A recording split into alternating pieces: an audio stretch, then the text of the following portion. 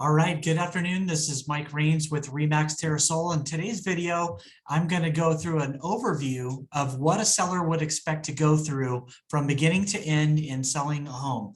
And it could be that you've been in a home for a long time since you bought it, but you've never actually gone through the actual selling of a home, which can be quite nerve-wracking. So today's video, I want to try to help you understand what that's going to look like for you. So let me dive into my presentation here by sharing the screen and jumping in. Okay, so in today's video, all of what's involved in selling a home, there are many considerations to think about before you put your home on the market. So it's not just sticking a sign in the front yard. It may seem like that today's market, we've got a hot seller's market, so it may seem that way, but there's a lot of work that goes on prior to the home going onto the market. And so in today's video, we're going to go through the overview of a process, and in later videos, I'm going to go down and break down some of the individual stuff. So the first thing that we want to consider when we're doing this is the property condition. So in the property condition, the first thing that I always ask my clients is, hey, is there a budget available to do any enhancements if there is anything that's needed?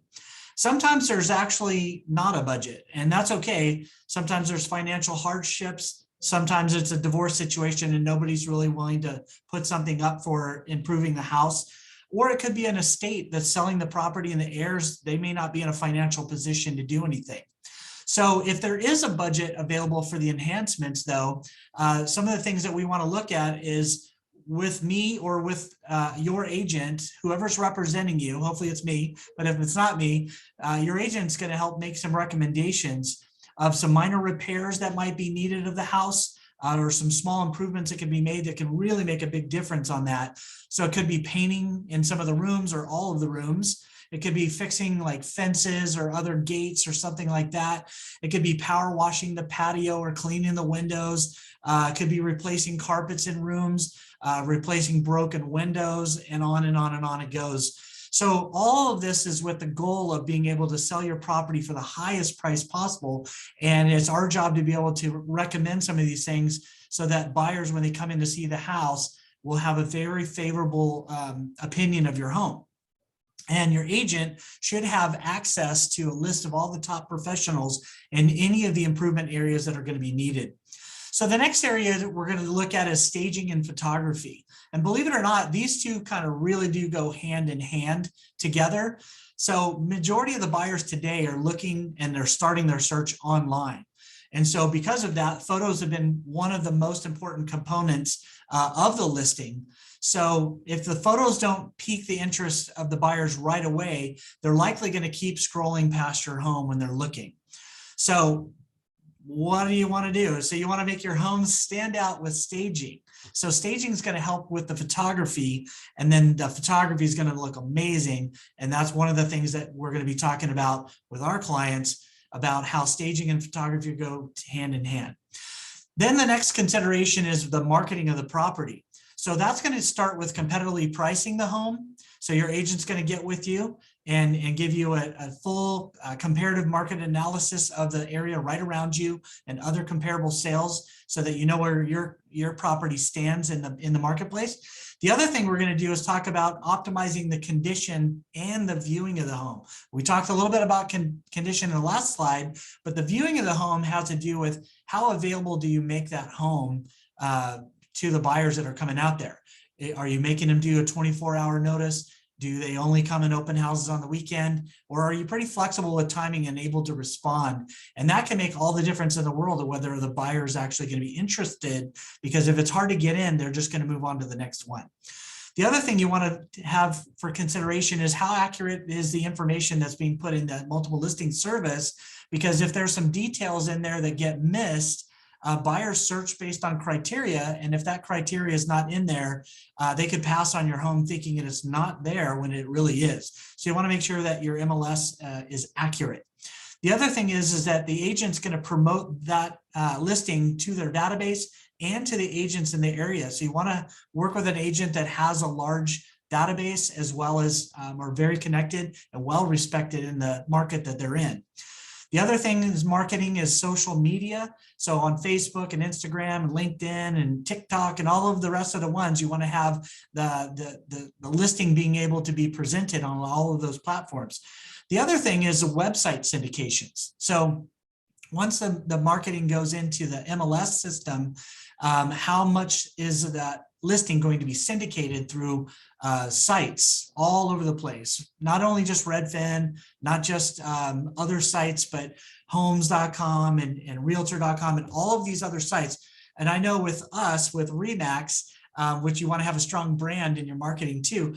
There's over 135 websites throughout the United States and internationally. So you want to get that marketing going through the syndication of the websites. All right, the other next consideration is going to be communication, and that's going to really be between you and the agent. So the agent really needs to set that proper expectations with you of how often they're going to communicate. So you want to have clear and open communication with that agent, how often they're going to be talking to you and so forth. They want to update you with the showing activity. You need them to give you whatever buyer feedback. And you want to have a periodic review of the market conditions and changes. So if for some reason the house isn't selling, it could be the market. It could be something about your house. So getting that feedback from the buyers are going to be huge for you to be able to know where you stand. It could be that the house is priced too high, and if it's left on the market for any duration, that could be the reason that you want to take a look at. So then you want to have recommendations and adjustments based on the feedback and the market conditions going. The next thing you want to look at is negotiating and structuring the sale. So once the home has gone out on the market, it's been marketed, now you're going to start receiving offers after the showings.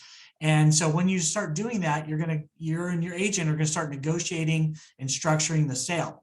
So this entails reviewing all of the offers for consideration. Oftentimes, you want to pick a date out in the future and just say, hey, we're going to launch it on Thursday, but we're not going to take a look at offers until the following Wednesday to start with, to give it plenty of time to have some market activity and showings and so forth. And this is also going to matter based on the market conditions. So right now in Orange County, our homes are selling in a weekend. So if it's priced right, you're going to get 10, 12 offers in the first week. And so you want to start sifting through those before some of those people move on, because some of those buyers are also going to be making offers on other homes. And so if you get some good offers, you want to be able to review it sometimes quicker rather than the other and get back to them. So reviewing all the offers. So also the agent that's representing you needs to qualify the buyer and their loan options to make sure that they have their ability to be able to close that deal. So that agent, if they're like me, I have a loan background. So I did loans when I first got into the business 20 years ago. And so I know what questions to ask them, ask their lender, and find out how strong they are and be able to advise my clients, hey, this person has a lot of money down, they have good credit, they have good income, and they have plenty of room in their ratios so that if something happens, they're going to still be able to qualify for that loan. The other thing we're going to do is continue to negotiate the strongest terms. And that could be multiple things throughout the contract. That's not just price, but price is one of them, but also terms. How long are you going to close? What are the inspection timeframes? What are the contingencies for? And a whole bunch more. And that way we're going to structure it in such a way that creates a solid transaction. And that's all going to be with the goal that you're going to close on time without any surprises. So that's the number one goal there, is to be able to get the kind of offer that's going to be able to get to the closing table for you. All right, then once you get into escrow and you do all of the negotiating and all that, you're going to open escrow. So once you've received the offer and narrowed it down to the one, now it's time to open up the escrow. And this is where a lot of the work starts to happen, because this is the part where multiple things are going on at the same exact time. So you have stuff going on the seller side, you have stuff that's going on the buyer side. So all of that's happening simultaneously. And this is where I, hopefully, or your agent manages the details of the transaction. So in contracts, everything has a time frame. So when you set it, the clock starts and it's like, it's time to move. You got to get things done in a certain amount of time, and that everybody's working on time frames. So your agent's going to help you with that. Your agent's also going to stay on top of all of the other matters to be sure that your real estate transaction goes in a timely fashion, closes, and with the least amount of stress to you as that. So it's during this time that you and your agent are going to get together. You're going to be dealing with all kinds of stuff. So escrow paperwork, title issues, buyer inspections, appraisal issues. You're also going to be looking at property negotiating for repairs, grant deeds, seller disclosures. If you're a condo or in an association of any kind, you're going to have HOA paperwork and issues that come with that, the CC&Rs and the bylaws, the natural hazard report, requests for repairs. All of these things are going to be jumped in there, along with contract timelines that have to be managed, notaries, and these are just a few. So all of the while, the buyer's doing the same thing on the other side of the transaction. So they've got their own set of things that they're trying to get their lender and stuff. So both parties, sellers and buyers, have a ton of stuff to do, and they need that professional to be able to help guide them through that. So once you've got escrow going, you're going to have throughout the process, you're going to have the final thing, which is the most important thing, and that's to get you to the closing table. So in the closing, after you get through all of what goes on in that period of time, and it's about 30 days long, and all the moving parts, now it's time to close. So the buyer is going to do their final walkthrough to make sure you didn't throw a massive party on the way out. And so they're also going to be signing their loan docs. So there's a period of time as the seller, you're going to be kind of waiting around, twiddling your thumbs and hoping that everything works out. So once that buyer's loan gets the final approval, that's when they're going to go through the walkthrough, and they're going to get their loan docs out to escrow. They're going to be sitting down with the notary as well and signing those loan docs. Then their lender is going to fund that loan into escrow. And so once that lender funds into escrow, the buyer's also going to put in their final funds. And once all of that gets verified, then the title records the grant deed to make it officially closed.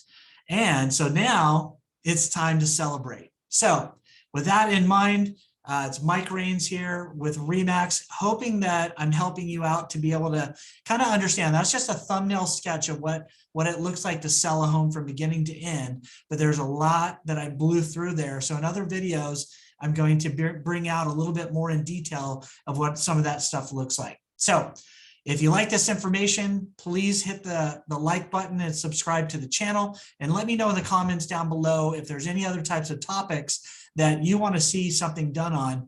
I'm here to educate and help out. Never too busy for your referrals. So if you know anybody that's coming to the Huntington Beach area or Orange County area, I'd love to work with them, helping them buy, helping them sell, any of those things. So anyway, hope you have a great day. That's it for now.